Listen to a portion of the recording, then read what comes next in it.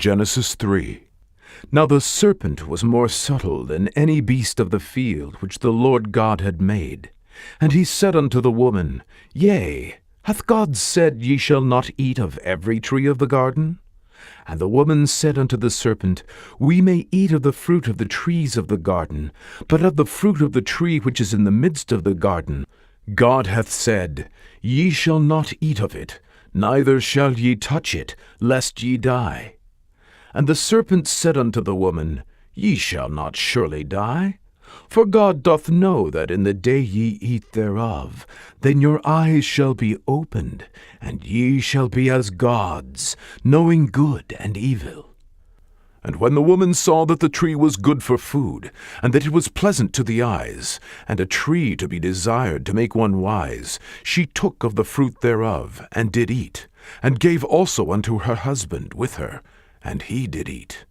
And the eyes of them both were opened, and they knew that they were naked, and they sewed fig leaves together, and made themselves aprons.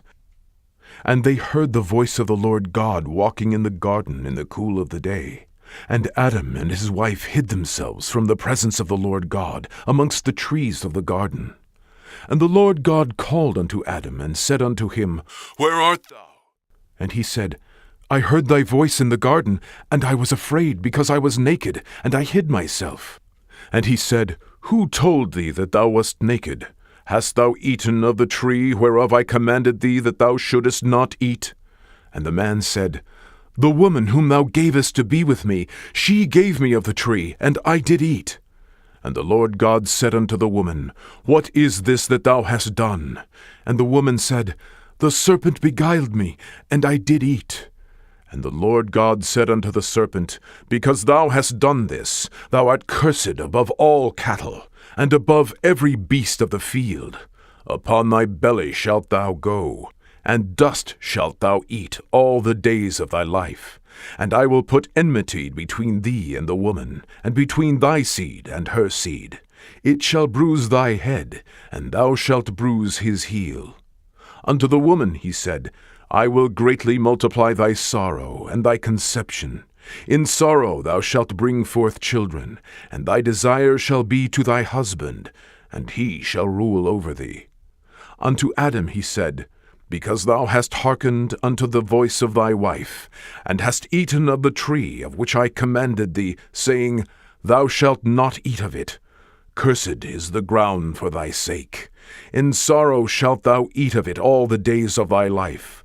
Thorns also and thistles shall it bring forth to thee, and thou shalt eat the herb of the field. In the sweat of thy face shalt thou eat bread, till thou return unto the ground, for out of it wast thou taken. For dust thou art, and unto dust shalt thou return. And Adam called his wife's name Eve, because she was the mother of all living. Unto Adam also, and to his wife, did the Lord God make coats of skins, and clothed them. And the Lord God said, Behold, the man is become as one of us, to know good and evil. And now, lest he put forth his hand, and take also of the tree of life, and eat, and live forever.